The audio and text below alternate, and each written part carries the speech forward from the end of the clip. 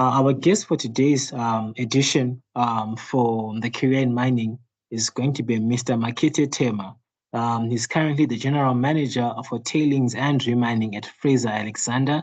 And I'm hoping that we can get to know him a little bit more today. He has over 13 years of experience in the mining industry and has worked for some of the top mining engineering companies as well. He's a Wits University alumni, getting his master's and his BSc at the institution, as well as a member of the CIM and Association of Mine Managers, and is also registered with the Engineering Council. Currently serves as the CIM Young Professionals Committee and as well as WUMIA. He is happily married and has one daughter, and he enjoys running and reading in his spare time. And then some of his notable achievements include being named in the top 200 young South Africans mining and manufacturing industry, as well as the United Nations participation through the SDG Innovators Program. We can't really wait to hear what he has planned for us. And at this point in time, I will give it over to Sani. Good evening, everyone. I'd like to extend a warm welcome to our guest, Mr. Sephela Makete Thema. My tongue is a bit stubborn. I'm Zulu, so I'd like to know if you're pronouncing your name right and which name you prefer to go by. Yeah, no, you're doing well, Sanelisiwe. Just continue. Both names are fine. But okay, all right. So to kick off our interview, which is why we are here today, we'd like to just give a brief introduction. We've already read your bio, and we've learned that you came into the mining space through obtaining your bachelor's degree in mining engineering, and later on you went on to do your master's at Wits. So how did you go about choosing your career in mining engineering, and what would you say motivated you to choose this career? Yeah, no, thanks, Sanele, and also Tal for a good introduction, and the team for being patient. We're starting a bit late. I'm happy to see a few familiar names on the list of attendees, so much appreciated. And to the diverse group of participants, I recognize some names from different countries on the call, so this is indeed an African session. As far as I'm concerned, I think I would say that my interest in mining started way back in high school. I was chosen when I was in grade 10 or grade 9 to attend a government function. At that time, I was one of the top students, and I attended a government function that spoke about mining. At that time, it was the boom phase of mining in South Africa, so there was a lot of activity around that. I attended that event. It was in one of our northern regions, and it was a nice session, and I developed interest into mining. At that time, policies such as Black economic empowerment were starting off, so there were a lot of upcoming Black billionaires at the time. So you can understand, be a young man with ambitions, looking at your Patrice Motsipes showing up, our own president showing up at the time, as people that used mining to build wealth. So my interest grew then, and fast forward a few years later, when I went to Wits, mining was actually my third choice when I first applied, and I was accepted for all three programs, and I had to make a very difficult decision. So when I then started, it was I don't know, I had to sort of do like a close my eyes and pick kind of thing, because at the time it was actuarial science, because I was quite good at maths, and I had electrical engineering as well. Somebody told me that you make a lot of money if you're an electrical engineer, and then there was mining. But I think having been around studying and looking at mining since the time I was exposed to it, I decided that mining was the way to go. And since then, one never looked back. It's the third choice, but it's actually the right choice as far as I'm concerned. That is actually a very interesting take. So I mean, it's actually becoming quite normal and quite a tradition that it looks like the mining industry has a specific people that it actually chooses, and I think you're one of them. All right. Yeah, possibly. No, definitely, Mr. Sephela. So my question would be, you know, looking back at it now, with all the knowledge and experience you've gained throughout your years in the mining industry, if you had an opportunity, would you still choose mining again? Yeah, look, looking back at the journey that one has had in the industry, most definitely, it has really been a life-altering experience. I've met some very interesting people and some good people in mining, and it's a community. Wherever you go, you meet people in mining. We end up being a community, colleagues and friends, even outside of work. So definitely, I'll choose mining again and again. So it's definitely a choice that I would make again, looking back at the camaraderie amongst people in mining and just the amount of friends and colleagues that one has worked with. Definitely. Right. Thank you. So my question would be, there's a lot of students in the chat, myself included. Are there any skills that you'd say or you would advise students to have during their career studies or pursue during their career studies, specifically in mining engineering?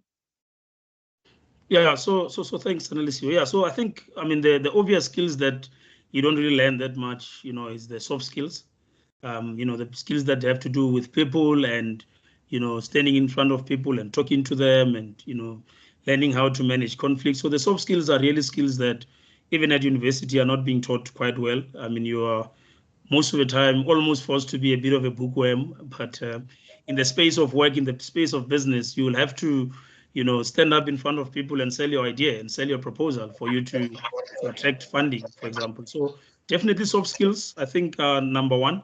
And also networking skills. The space of work is such a integrated system.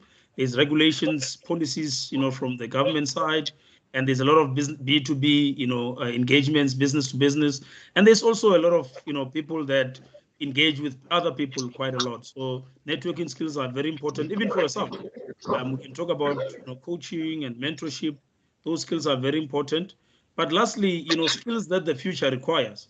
And sometimes if you have to learn a skill today, you need to imagine a future and ask yourself, is that skill applicable in the future? And I'll just make an example. I don't dispute that we are going through some geopolitics and some serious threats of World War III.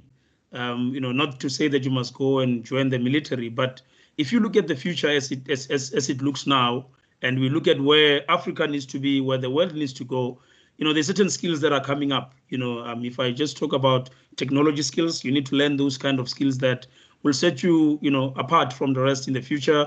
If you can become an AI geek today and sell serious, B2B solutions through AI, you'll definitely stand out in today's market. If you can learn robotics and master the way that robots, do certain works, but also have some form of human touch. I don't know if it's possible, but if you can learn skills that in the future will be relevant, those skills will definitely set you apart, whether in business, whether in governments, and whether in your career. Well, thank you so much, Mr. Sephela, for that very, very, full answer. You literally covered each and every angle. And just a reminder to our audience that in order for you to get the best value out of these sessions, it would be best to have a notebook just to write some points that appeal to you as we go through this interview. Okay, as we move on to our next question, it's about your experience. Okay, so it looks like there's someone also talking in the background. Okay, I think they're gone now. All right. In your career, you seem to progress quickly through the ranks, in all the blue chip mining companies that you joined, And I would like to know, if you could just take us quickly through your career journey from your first job to where you are now. Yeah. Look, if I look back, I always think I could have been faster, but that's all of us. We all think that we deserve more than what we get, and we need to be appreciative. From my side, yeah, I think you guys had a very nice summarized version of my career background. So I graduated from VETS and went into the industry. Initially, I worked for Anglo Operations Limited, which was the consulting arm of Anglo American at the time. And they took me to head office to go and sit there and be almost like a junior accountant. And I found it a bit boring at the time. And when opportunity came up to move to the mines, I jumped at it. I then moved to Anglo Platinum at the time, joined Anglo Platinum as a graduate, and I went through the ranks, supervisor, shift supervisor, I became a mine overseer. I became a mine manager, and also up to the role of vice president. And then I moved on to my current role now as GM for South African operations for Fraser Alexander. And so that is the short story, but obviously there's a lot of great stories in between and how one managed to be where I am today. And I can tell you it is not by one's luck. There's been a lot of help. There's a lot of people that took interest in assisting me along the way. There's people that I worked with that literally lifted up, the teams that I used to work with and lead, and to a point where we're able to achieve success, in most of the cases. Yeah. And speaking of stories along the way, are there any pivotal moments or experiences during your journey that completely reshaped your perspective on the mining industry? Yeah, absolutely. I think, when coming to mining from somebody who was studying mining engineering from a textbook, you're taught a lot about what mining is about. One of the first, moments of realization was realizing that mining was actually a business that was more about people than anything else. To get results out of a mine, you need people to do that. But even so, the fact that we are digging into the ground, there's so many people that we affect, from local communities to local authorities, local tribal authorities, just the general public, in that particular area. But also the employees that work on the mine. If you were to check, you'll find out that some people are, living thousands of kilometers away from home, and they had moved just to come and, work at a mine. And some people are working in different countries to come and work on a mine. So it's such a big business of people that, it's something that I really realized that, and equally, you cannot succeed in mining without working with people. You cannot be a lone ranger or a superhero in mining. It forces you to work with people, and I found that people that actually work well with people, in mining, they find the industry so fulfilling. And whether it's in the people that do, work at the mines, or people that offer services to the mines, people that are entrepreneurs, if you find a way to work very well with people that work for you, people that work with you, your business partners, mining is a very fulfilling space. But the big thing being that, people are at the center of everything. And I think for me, that was the biggest, realization coming to the industry, that, you might have come out of FITS or UP or University of Johannesburg with a cum laude, but, if you don't understand people and you don't make time to know people, you will not survive. You'll not make it in mining, unfortunately. Thank you for that, Mr. Sephela. I really do agree with you. I mean, so it's more of the soft skills and the ability to relate with people will count more than anything else at some point in your career. Yeah, absolutely. And this is not always understood, because sometimes all we see is how well companies are doing. We see the numbers, year-on-year performance, year-on-year revenue, but there's sweat behind that number. There's somebody who's, putting in the effort. There are people working as we speak. There's shifts, night shifts at the mines. People who are working at night while, most of us are sleeping. There's communities who are listening to a blast every afternoon, when that mine is blasting. So it's actually quite a big complex, of interrelatedness with a lot of people. And hence, and it's one of the things that we don't always appreciate as miners. We don't always appreciate as people that own businesses mining, that it's always about people. And I think if we master that, the image of mining will definitely change, and mining will be realized for, the great industry it actually is.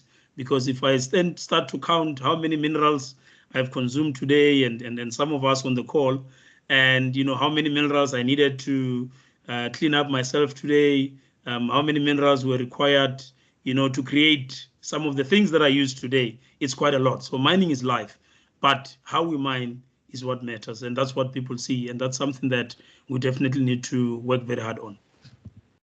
All right. Thank you, Mr. Sephela, for that answer. And then, as you were, climbing up the ladder in different organizations that you were part of, were there any areas or skills that you, realized that needed improvement, or, that things that you saw maybe needed to be changed as you were on your way up about the industry? Yeah, no, definitely there was quite a lot. The obvious ones are the fact that, the technical skills one had to develop. Yes, you've got the technical background, but to understand how to apply, certain skills in mining, how to apply theoretical knowledge into practical solutions was definitely one of the key learning points. But secondly, it was also important for me to learn how to speak the mining language. And in a sense, I mean, when you're at a mine, based on the challenges at hand, there's certain things that, in the mining space, you have to take serious, things like safety. You can learn safety at school, but in mining, it's a real thing. It's a matter of life and death. So learning how to, take all those skills in and be able to still do work with that understanding, of what skills are important and how to get the best out of mining. The other skill that was important for me was the skill of understanding, the business of mining, because sometimes we just see mining as a job. And I just started the discussion earlier and said that mining is about people. So it's not just a job, because if one person, works out a mine and they are able to feed their families, it's a totally different value chain that we're talking about.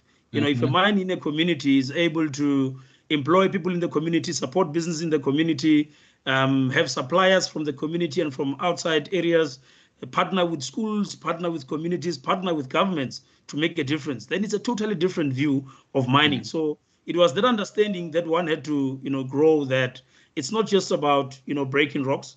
It's understanding what's the value out of that activity and how many stakeholders are actually affected by that type of activity. So yeah, so realizing that, the whole value chain has got so many stakeholders, and that the activity of mining alone can actually go a long way in changing people's lives. That was also something that was quite revealing for me to learn and to understand that, it doesn't end at the mine, but it only begins, at the mines.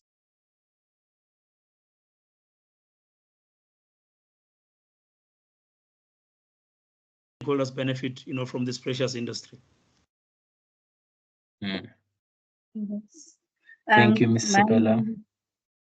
Yeah, I think mining is a truly integrated process. You've talked about how it involves people. It also involves the environment and governance, so which speaks to environmental sustainability. And as someone who is an environmental student and also professional, I'd like to know if there are any insights into which areas or which strategies are currently crucial to advancing sustainability within the mining industry from your perspective? Yeah, and thanks for that. And if you were to consult some of the, experts on risk profiling and, the big consulting firms, you'll see that the biggest risk for mining for the last 2-3 years remains ESG. And that is because if we go back, and I won't go back into the Stone Age, but if we go back at least back to the industrial age, we all get excited, about industries, about building cars, about building industries that could, burn coal and build cities. And that has been the excitement of all this big mass production that created a lot of what we have today. Make no mistake, the Industrial Revolution has actually added a lot of value to the world. We've got computers today, and all this fourth industrial revolution, is based on the successes from the, from the initial industrial revolution. So what is important now is that, unfortunately, the side effect of that, a lot of pollution being emitted into the environment. There's been a lot of damage to our natural ecosystems, and people that are in your space, Sanelisiwe, we know of all this, I don't remember the nickname, but all these people that are pushing for the green future, you know. So there's a lot of damage that has been done by the Industrial Revolution, which if we don't change the path of, you know, in the course of mass production today, we will not have a future. You know, we've seen what happened in Dubai 2 weeks back now. I think March was recorded as well as the highest, as the month of the highest temperature globally ever. Record temperatures getting warmer and warmer. And I know there's a lot of work that has been done. I think the Paris Accord was quite clear, where, you know, the COP26 commitments to go carbon neutral and so forth, which a lot of industries have taken on board. But all of that is because we realize that if we don't change, the weather patterns are just showing us that things are changing and we can't continue business as usual. So for mining, as a result of all of that, you know, mining being one of the industries that also enjoyed successes during the Industrial Revolution, unfortunately, we have left some scars, you know, in the process, you know, and I talk of mature mining countries like South Africa, where we've got a lot of ghost mining towns. You know, I can name a lot of them. We've got Velkom, we've got Ogni, we've got Klesdorp, we've got Carltonville, you know, probably some following suit. If you look at Rustenburg, Beggersford, you know, and all of these mining towns, and I think all of them are following suit, unless if we change the course of business. So what we need to do now is to think the future and think what is future fit. So firstly, we cannot continue with the wastage that you have in mining. You know, we cannot just produce and dump waste somewhere anymore. We need to adopt zero waste principles. And this is not just for mining, it's for all businesses. And we've seen it in many industries, the retail space. You know, there's a lot of drive around packaging, using materials that can be, reusable. If you go to other industries, you know, there's a lot of focus on renewable energy generally, and especially for, an energy hungry continent like Africa. So there's a lot of work that we need to do around getting renewable energy onto the spot, because to produce at a mine need energy. So if we don't move towards clean energy, you know, then we're just continuing with that bad track record we've had as an industry over the years. So zero waste mining, cyclical mining, very important. You cannot just mine and dump anymore. You know, you need to think about what you do with the waste. You know, if I touch on the work that I do today, it's about tailings management. You know, if you look at South Africa, I think the last report I saw, there's about 18,000 tailings dams across South Africa, and all of them are a mining footprint. You know, a baby that grows up in that community, all they see is this big pile of sand. You know, that when it's windy, you know, it becomes a health problem. But all of that is a footprint of mining. So we will need to see how we can prevent and ensure that from that waste we get value. You know, what else can we do with waste from mining? You know, how can we recycle better? How can we bring in technologies that if a piece of steel was used on the mine, we can take it and reprocess it and use it again? You know, so that is the type of thinking we need for the future. And if you look at, you know, the inclusivity aspect, you know, we can't still be talking about, you know, including, you know, young people, including women in mining anymore. It has to happen because, you know, we all know that, women build communities. And I'm saying this with respect to all male colleagues on the call. But it's proven fact that, you know, as soon as you empower women, you empower communities. So we need to make sure that we have, you know, women in mining. We need young people in mining to bring all the bright ideas, to bring in all this new, you know, unorthodox thinking. You know, and sometimes young people feel a little bit left out and they leave the industry because sometimes they come up with ideas that don't fit with the status quo. So we need to change that. We need different ideas. You know, we should be thinking about mines in the future that will be run without people. You know, and people will be working on building those equipment, building those robots instead of being exposed to mining and being in the line of fire should accidents happen. So that is the type of thinking that today is probably far-fetched. But with the young people, you know, I believe that we can definitely find solutions to make that possible. Communities in mining areas have been left out for too long, and, you know, they're making it hard for a lot of big companies to operate because they're just simply saying, you know, there's no mining without us. And in some cases, they've even stopped mining, you know, to say to government, don't give this company and that company a mining right because, you know, we are not part of the value chain. So that needs to change, you know, and in Africa, we've got a big opportunity of artisanal and small scale mining. If we invest in assisting to grow the ASM space, that is the artisanal and small-scale mining space, we've got a big opportunity to really reinvigorate mining in Africa, and South Africa included. But that, needs to start at policy level with government, formalizing these policies that also incentivize, large-scale mining companies to come on board, and really help. And we've seen a lot of movements. I mean, I've seen in the news recently countries such as Tanzania making a lot of strides towards that. I've seen countries such as Ghana with some very solid reforms around that. There's recent papers I've seen in South Africa around artisanal and small-scale mining. There's countries that have been doing quite well. There's some good work happening in the DRC. There's also some interesting stuff coming out of Zambia as well. I think Zimbabwe, if they formalize their ideas, we can definitely see a big uptake there as well. So there is opportunities, but mining, is for everybody, and we need to accept that. It's not only for business. The days of business making profits and going to list in other countries and list in different stock exchange out of the continent and invest in other countries with money made in Africa, those things are not sustainable anymore. If you want to mine in Africa, you need to invest in the soil, and so that we can create and manufacture, yellow equipment, manufacture, our own tools to mine, and also upskill the young people of Africa, to take mining, back to where, mining can be the vehicle that takes Africa, to the success and the potential that we know Africa has.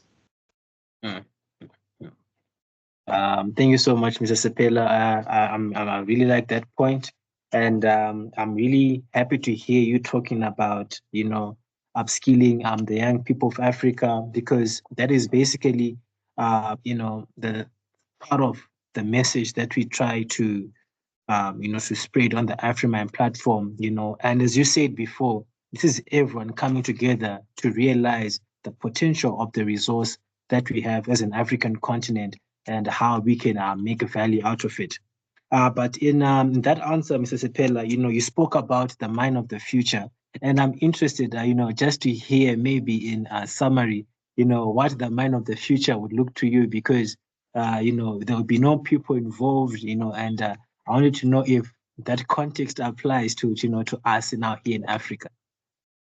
Yeah, no, sorry, Tal. I see Tendo has got his hand up. Are we going to leave questions to the end, or how would you guys prefer we do this? Most definitely. We leave questions in the chat box. I'm sorry to note that there's a chat box we have here. Please type in the questions, and then we'll read them after the presentation. Thank you. All right. No, thanks, man. Yeah, so, look, the mine of the future, well, I didn't say there won't be people involved. I just said that we are going to, the plan, well, we will remove people from the face. Okay. We won't have people underground, exposed to all the hazards and risks, because, those risks are inherent in the activity. So if you can remove people from the line of fire, we can definitely have safer mining. And I'm not just talking about safer, but also healthier, because we all know that mining comes with a lot of other, side effects. So that mine will definitely not have people in the line of fire. That mine will probably be run by more women than men. That mine will be fully digitized. You'll not have to call somebody on the phone and tell them there's a problem. That mine will, tell you that there's a problem. If I think in my mind as well, that mine will have a lot of high-tech equipment. It will be AI operated. The CEO of that mine will be a young person. And I think that mine will have, 0 fatalities. That mine will have very little health issues. That mine will comply with all the regulations. And that mine will be designed to operate until the last kilogram or ton of rock is mined. And that mine will be in Africa. And that mine will be in an area where the community around the mine is thriving. There'll be a lot of successful, business people around that mine. And when that mine is done and closes up, you won't even tell there was a mine there. We're going to build a different multi-purpose center that talks about, something totally different that will start up a new economy beyond mining. So that mine will just be a starting point that once it stops, the community will thrive even more, after that mine is closed. So the ideas I just shared with you now, I just need to go and, put a copyright on them so that if anybody takes them, then I'll have to claim some royalties from that.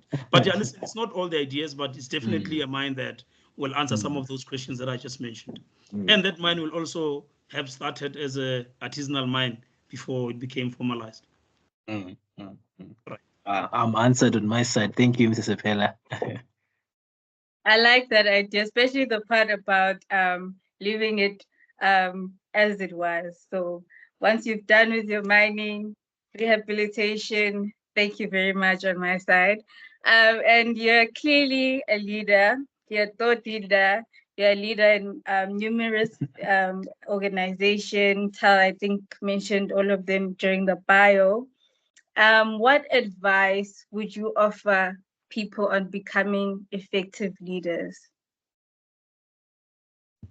Yeah, no, thanks, Sanelisiwe. That's a leadership, it's a long-term, I think, concept that a lot of us have been grappling with, even a lot of thought leaders before us have been grappling with. But in simple terms, leadership is the capacity to see the future and translate that future into, actionable steps that can be effected today. So it's the ability to bring the future to today's terms, if you understand what I'm saying.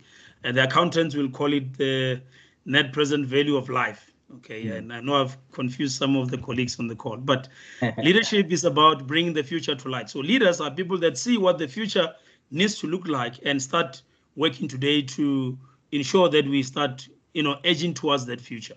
So that is leadership. And sometimes we confuse leadership with management. Management is getting things done. So, management is about results, about getting things done. However, if you marry the two, so leadership sees the future and brings it forward, and then it says, this is what needs to be done. So leadership answers the question of what? What needs to be done for us to achieve the future that we want? And then management talks about what, it talks about how do we then make that future possible.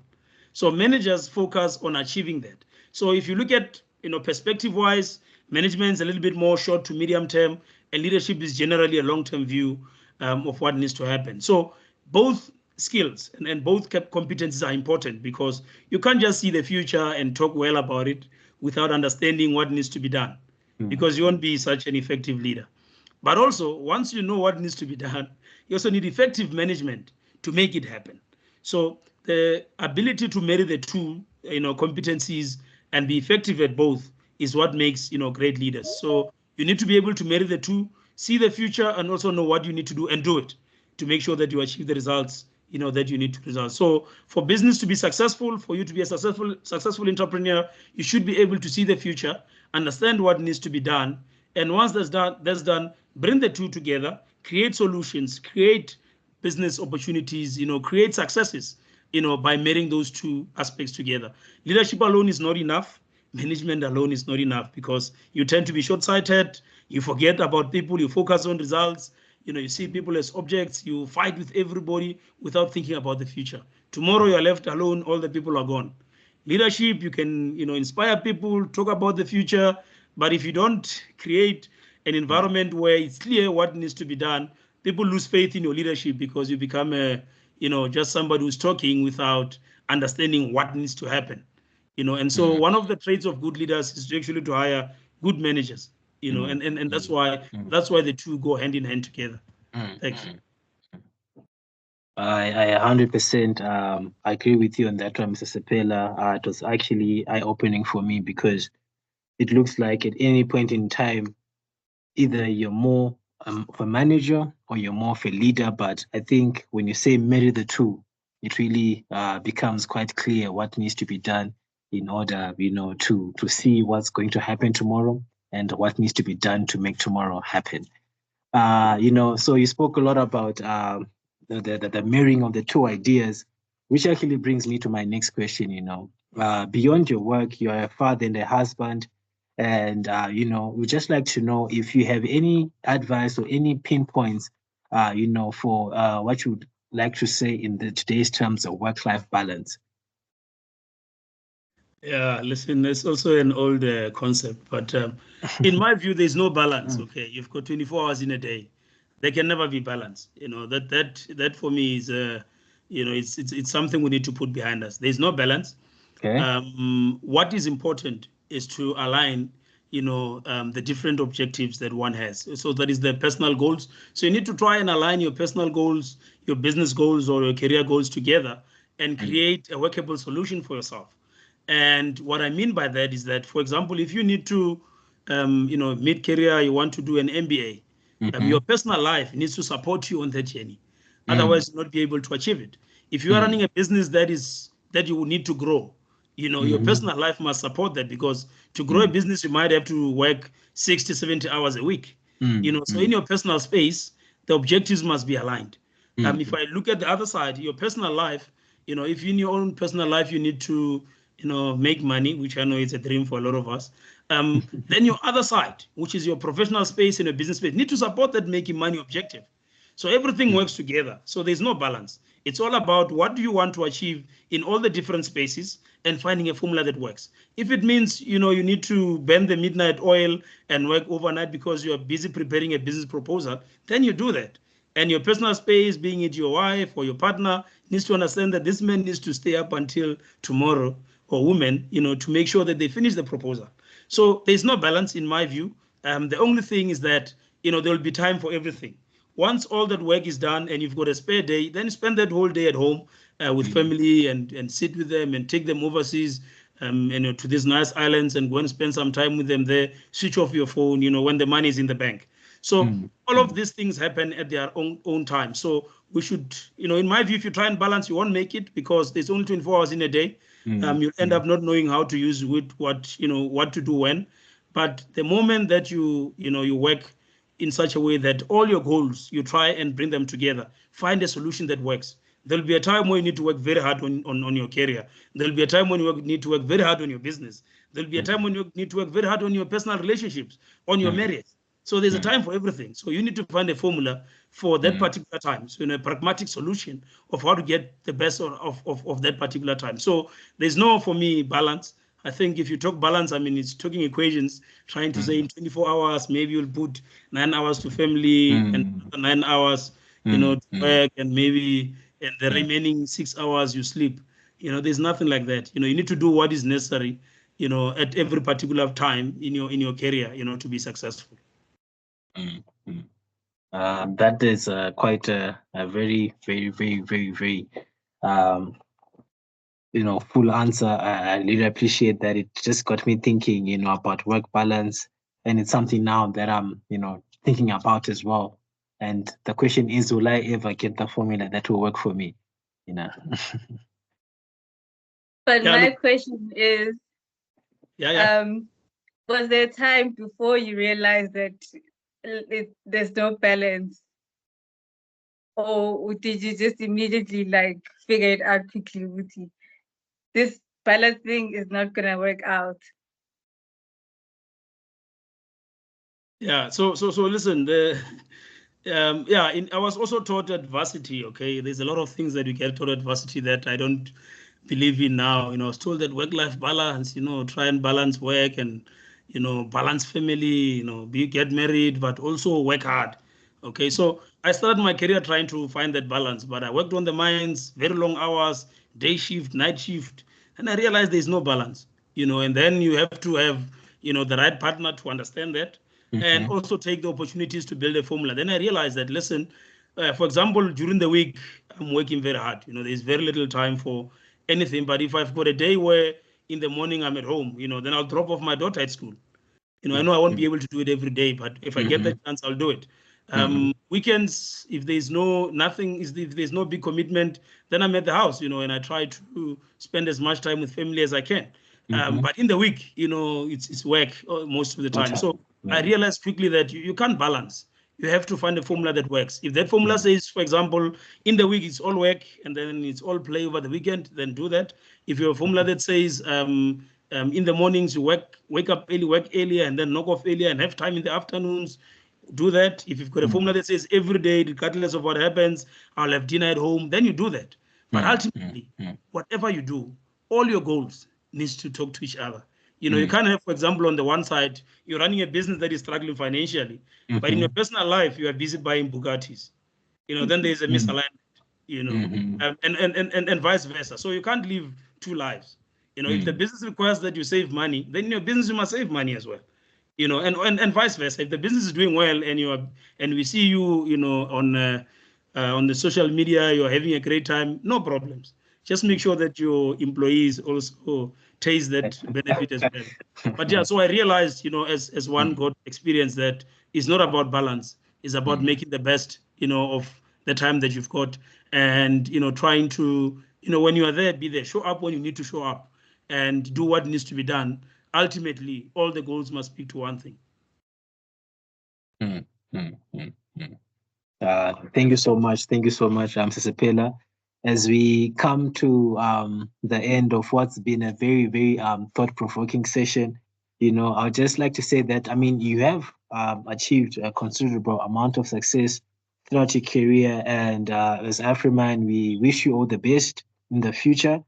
And we'd just like to know, you know, if there are any upcoming projects or initiatives on the horizon that you're particularly excited, you know, about or you'd like to share with us. You know, we are all ears, maybe just a sneak peek of what the future looks like for you. Yeah, no, thanks. And thanks a lot. I really appreciate that. And also, you know, you guys are doing some amazing work, and I look forward to working with you guys on the continent and, you know, making this African dream in mining possible. Yeah, so look, top of mind next week, there's the Africa Digitization in Africa Mining Conference in Sandton in Johannesburg, hosted by the Mining Institute, that I was invited to go and speak at. And one of the focus areas is about how we can digitize, because that's one of the key pillars for, you know, building the future of mining in Africa. So that's definitely an event to watch out for. I will be in Sandton at the Maslow Hotel from the 7th to the 8th. So that's definitely one to watch out for. In general, there's a lot of interesting developments across the continent. I did touch on some of them earlier. I think everybody knows about the African Free Trade Area. That sort of eases business between, you know, African countries. So it should be easier for a business person in South Africa to do business with counterparts in different African countries. So that's definitely something to watch out for in our different spaces. Look for those opportunities to not only grow the businesses that we run and the companies that we work for locally, but also across, you know, the African borders. So that's definitely something that is quite interesting. And lastly, it's election year in 17 of the 52 African countries. We saw a interesting and exciting result in Senegal, and we'll see what happens in South Africa. But for a miner, you know, one just would like to see what policies will come out of these elections, and, you know, how we can then, you know, piggyback on them as mining people to really start to do work that Africa needs, so that Africa can have, you know, the future that it deserves. So yeah, so those three areas for me are quite exciting to watch. You know, where the continent is and where we are going globally. The last one is definitely the critical minerals strategy. DRC is at the forefront. You know, Congo is there. Zambia, you know, with the copper belt are also up there. South Africa has got some comparative advantage, particularly in manganese, for example. So the critical mineral space, feeding into this carbon neutral future that we are all looking forward to, is an area we must watch out for. What we shouldn't do as Africa, we mustn't make the same mistake we've made in the past of just being, you know, the primary producers without building value chains.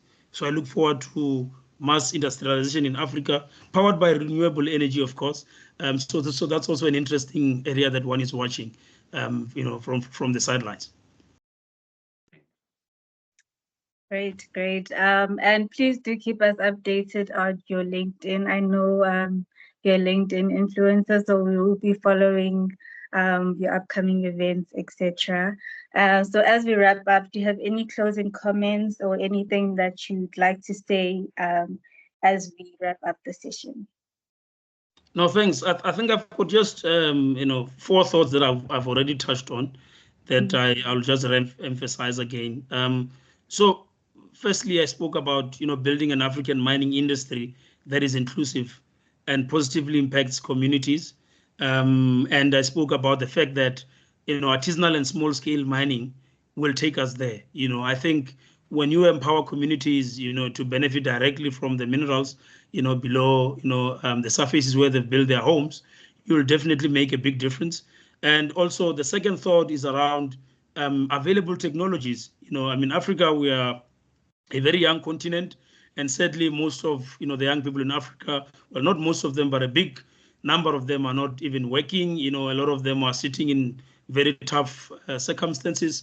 But I believe that technology gives us an opportunity, to really find solutions, that are bankable, that we can find people to invest in, that can definitely, raise Africa as a place where we can build own solutions, that can take Africa forward.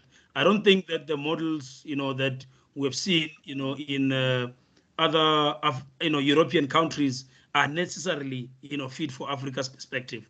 We have seen the East, the Asian countries, they've created their own monster of an economy in that area, using their own, competitive advantages in terms of having the people being able to produce big numbers at very low costs. So for Africa, the question is, what is our competitive advantage?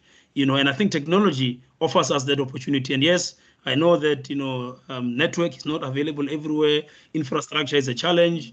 I know that, we're struggling with infrastructure. We're struggling to connect Africa properly. Data is not available to everybody. But that's where we come in. We need to find solutions that brings African young people, into the main economy. The third thought that I have is about building robust, supply chains. The days of Africa just producing and it's a race to the port needs to stop. We need to keep these primary products from mining in the countries or within the continent, and then work hard to add value on those products so that we can take them to the global market as finished products. It doesn't help that we create all these nice minerals and we produce them and then we sell them at a very low cost and they come back as finished products that African people must buy. So it's about time that we build robust supply chains in Africa, because the world needs us, by the way. And that's why they always jump to assist us when we have problems, and nobody helps you for no reason. However, what is important is that we need to build robust supply chains. If we produce so much, PGMs in Africa, then we should be the leading producer of catalytic converters. These components that we use in cell phones, we should be the leading producer of that. We missed the opportunity with the gold rush. We should not miss it now with the PGM competitive advantage that we have, and also with the green minerals that we have below our ground. So we need to build those robust supply chains where it doesn't stop with mining. Once you have mined, we start production. And as we talk about critical minerals, we talk about batteries, we need to see large battery manufacturing facilities across the continent. It will also be cheaper. Imagine if you mine in Zimbabwe and you actually, transport the product to Congo, versus transport that product through Mozambique to China. You'll also save a lot of money on shipping costs and so forth. So it's about time that we build robust value chains in Africa. The last thought that I have is, the policies that we have seen big moves around. I spoke about the African Free Trade Area where we're opening the borders for business. Very interesting. And I would like us to keep an eye on that and as miners to think beyond our borders when we talk business. And, the African mining vision has been there about creating an Africa, minerals industry for African people. But it has not been adopted the way it is supposed to be adopted. And as young people and people in industry, we need to make sure that we work on that. There's a very powerful institution at the United Nations, at the African Union, the African Mineral Development Center, quite critical, in building, helping countries build, this mineral resource processes that benefit the country. So I think we need to find more and more of those type of policies. There's young leaders that are emerging, the president of Burkina Faso, I spoke about the president of Senegal, and there's more to come. But I think this new emergence of young leaders who are, very exciting to listen to will definitely something that we as people in mining must watch out for and create a future that we, that Africa's future generations deserve. So that's the thoughts that I have. Thank you very much. And yeah, thanks to everybody for listening to me. Thanks. Thank you so much, sir. And just to wrap it up, I'd like to thank you, Mr. Sephela. And I'm just checking our chat box, and it looks like there's not so many questions. Actually, just comments. I think these were just key parts. And from Mr. Taliat, he is just saying that switch off your phone when the money is in the bank. I think you said that earlier on during the interview. And then Kabelo Manamela is saying that he's very happy to see you once more. you met at the Association of Mine Managers of Africa, AGM, on the 12th. And then Lebo Ntekeleta says that glad to have worked with you and know you personally. And we've got Whitney Mazwadondo, who's very excited about the idea of the mining industry in Africa that is inclusive. Oh, we actually have a question now. We have one question. And then it's from Tebo Keng Mashishi. And they're basically asking that with the assumption that you are all aware of the BRICS currency, do you think that this would have a positive impact on the African mines?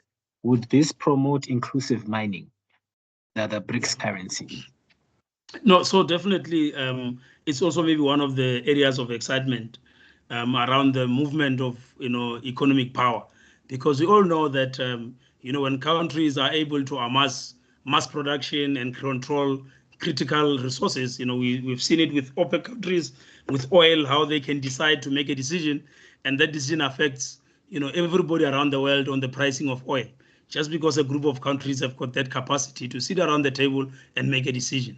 So BRICS offers us that opportunity. And I think I saw in the news last week that there was up to, I think it was 70 that I saw, countries that are interested in joining BRICS. So definitely, BRICS creates an opportunity for us to, not only depend, and I think the United States has been a very, I would say, supportive to an extent to Africa's development. I think we still have, ALGOA and those type of policies that to an extent have been helpful. And I think the European Union, putting back, the injustice of the past, they have been a partner of some sort to Africa as well. But partnering now with, this powerhouse in the, in a different side, different continent. I mean, Brazil is a powerhouse. They've got the manpower, and, they're showing that, in South America, they're definitely a force to be reckoned with. China has grown from, in the last century, from being one of the struggling countries to a powerhouse, exchanging positions with the United States by economic value. Russia is an interesting country, but very robust economy as well. They've got capacity to do a lot of things. India also going through elections at the moment. Big country with a lot of potential, and also big industrial hub for business in the Asian area. So if I just touch on those countries and you look at the size of those countries versus South Africa, they are massive, and I'm talking economic value. So there's an opportunity for a country like South Africa, and other African countries to join into this hub, because it makes business easier. If you can do business with China and your flights, and I'm just giving one weird example, and you can halve the price of your flights to Beijing because there's a political business relationship. It means you can do more business with China with ease. It means you can export and receive imports from China easier if there's a geopolitical business relationship. And the same applies for the other members. So it just gives us business options that maybe some countries have not had. I mean, if you look at countries in north of Africa that have had great relationships with France for a long time, you're almost stuck in those type of business relationships. But BRICS offers us another opportunity, different partners with different economic models. And by the way, not all of them are, using the setup of the economic, setup of of capitalism, like the USA and the European Union. I mean, countries like China, a little bit more communist in their approach. So we also have options of dealing with countries that have got different policies that can definitely advance, Africa to the type of future that, as I said, the future generations of Africa deserve, because we can't really fault, our parents, our forefathers, because I think they did the best that they could. But today we've got opportunities and platforms where we need to make decisions that will ensure that the future young people of Africa look back at us and say, this generation made a step change in the fortunes of Africa. And if we don't, we'll be judged very badly, because I don't think, we can still just complain about war, just complain about all the injustices, because I think we really have an opportunity today. A lot of countries have got their political power, and nothing stops countries from really making decisions that can advance Africa to the future that the African continent deserves. Thank you so much, Sephela. Sorry, Tal. I thought Tendo had his hand up for a long time. Maybe before we take the last question, maybe we can hear what he had to say. Very true. I was also looking for him, but I can't seem to find him now. Tendo, are you still here?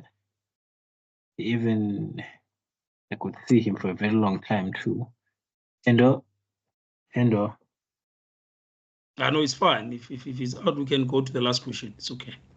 Okay.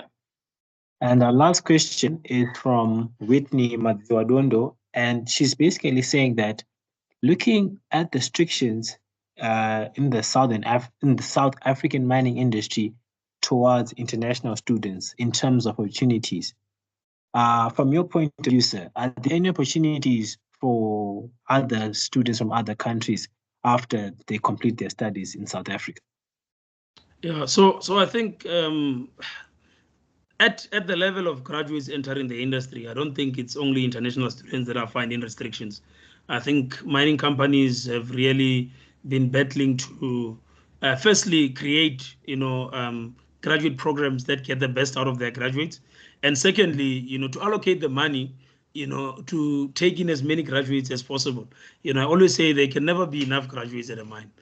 Because I believe if you get graduates in, these people are so trained that they can solve any problem. And I've seen this in practice, that as soon as you throw a problem at any young person joining the industry, the solutions are just unbelievable. So I think that's an area we can improve on. So I don't think it's just the international students. The industry at the moment is not taking in enough graduates, and even the few that we take in, the development is just not where it's supposed to be. And in general, opportunities are really few in the sector at the moment, and that's also because of our history, because we did not do so well in the past, and because of the current situation with the rising costs, and the drop in commodity prices, especially in the PGM space, which is quite a big chunk of South Africa's mining industry. So all of that is making it hard, for industry to take students in. What I've seen, especially for opportunities for a lot of African scholars, is normally at postgraduate level, because somehow, South Africans, when we graduate, we want to go and start working and make some money for many reasons. Okay, so postgrad, there is normally opportunities at a lot of varsities, and yeah, I think that's an area for consideration. But definitely at the moment, I think it's tough for everybody, regardless of the country of origin. I think it's hard, and I think with South Africa's history and all the issues of that we have currently, and the geopolitical issues that have to do with people being in the country undocumented and all of that. So I think that is also creating some level of nervousness around taking in people, particularly if we know as South Africa we have not been able to bring in people from the community. So the other first will say, but here you go and hire somebody from another country and we are here and our children don't have jobs. So there's a lot of things that, because of the history of mining, that we have not done so well, are coming back to bite us. And that's unfortunately also affecting prospective, young people from joining the industry, either as graduates and even people that want to become entrepreneurs in mining. It's not so easy anymore. But that needs to change. And I think our discussions talk to that need for different thinking and different approach to how we win minerals. Thank you so much, Mr. Sephela. And our last question for the day, it looks like once you start answering one, someone thinks of another one, is from Mr. or Mrs. Mohodiri. I'm not sure if it's Mr. or ma'am, but they're saying that globalization for qualified mining engineers seems to be moving at a very slow rate regarding work. And do you have any idea perhaps of any global certification that should increase the chances of getting work as a mining engineer around the globe or anywhere else beyond South Africa? Yeah, no, thanks. So I think the biggest challenge with regards to globalization, it is happening. I know a lot of people that, for example, with the boom in DRC, a lot of colleagues have moved there to go and work, in that country from South Africa. Australia has been very intentional about taking South Africans with their families to Australia. Canada has been doing the same. And the USA is an interesting one. They are struggling to get mining people, because in the USA you've got so many options. I mean, you can be on Hollywood, you can be at Silicon Valley. So people don't think of doing mining. So look, the qualifications in South Africa, and I'm talking VETS being one of the top 10 mining schools in the world. UP is also there, and I think UJ is doing some interesting work. So our qualifications have got the ground. You can go and work anywhere. I think that one is clear. Our PRN certification, being registered on EXA, can get you to work anywhere. And I think there's similar registrations in other African continents. So being a professional engineer will get you a job anywhere. What is lacking at the moment is, I would say, a collaboration of some sort between companies, that are looking for people across the globe and the African market of skills. Because if you go to Latin America, they are looking for mining people, but they don't know how to come to Africa and talk to Africa and get people across. So what is missing is, so if you look at it this way, if you look at, and I'll use soccer for an example. So a lot of times African players end up playing in Africa, in the US and in Europe, and most of them is because a lot of agencies, that have been there in football managed to create routes into Africa. So if a young person is playing soccer in the streets in Accra, there is a chance that a scout from Man United can see that guy.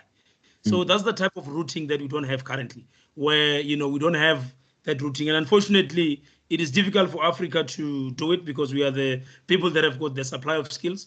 Maybe we can market ourselves a little bit better through organizations like yourself, and also, some global organizations such as the International Council of Mining and Metals, the Gold Council, the World Gold Council, in such places can definitely play a role in, bringing up the skills that we have in Africa. Because if you look at South Africa, for example, we've got, the deepest mines in the world. The type of mining we do in South Africa, nobody else in the world is doing narrow reef mining. I don't think anybody knows how to do it better than South Africans. If you look at general in Africa, some of our gold mines, we've got some of the best. If you look at Ghana, if you look at in Burkina Faso, yes, maybe the standards are not where they're supposed to be. But if you look at the value in the ground, if you get the right investments, we can definitely make moves there. So the biggest challenge, and Mr. Mhodire Lloyd, is that we need to find each other. Somehow we need to market ourselves better, and we need international companies to root themselves into Africa, because the talent is there and the knowledge is there. And definitely we are seeing some movements. I've seen a few colleagues have gone to the US to go and do PhD studies. Unfortunately, they end up staying there, which is a disappointing fact. But, there are universities that are bringing in African scholars. So when you get there, the dissertation must talk about Africa. That's the challenge that I always tell people when they tell me, I've got a scholarship, I'm going to Africa. I say to the US, when you get there, do a dissertation on African development, because you are giving back. So yeah, so there's a disconnect now between the demand for skills, which is out there globally, and the supply of skills, and there's a missing connection. And maybe this is a business opportunity for somebody on the call. You can connect. There's a lot of people that make money by doing matchmaking. You can go and find companies in Canada and Australia who are looking for African or are looking for skills, and you can connect them on Africa. And all you need is to build a database. So I'm also offering free business skills. For this one, I will not ask for royalties if you go ahead and do that. But there's a missing connection. There's a connection mix, and technology is there. So Sanelisiwe, I see you are thinking about it. So think about this. If you have the names, of people that need jobs, you find somebody who's building a new mine, the rest is history. You just need to charge probably a percentage there. And I'm not an HR expert. I don't know what the number should be. But even if you charge, and by the way, they pay in different currencies, so you can do the maths for yourself. It's definitely an opportunity for somebody on the call. Just give me a chat offline. We'll see how we can take this forward. Thank you so much, Mr. Sephela. Guys, if you want to receive, frequent and free business advice from Mr. Sephela, do not feel shy to sign up, and you receive notifications, and as well as an opportunity to chat with Mr. Sephela. All right. Thank you so much, Mr. Sephela.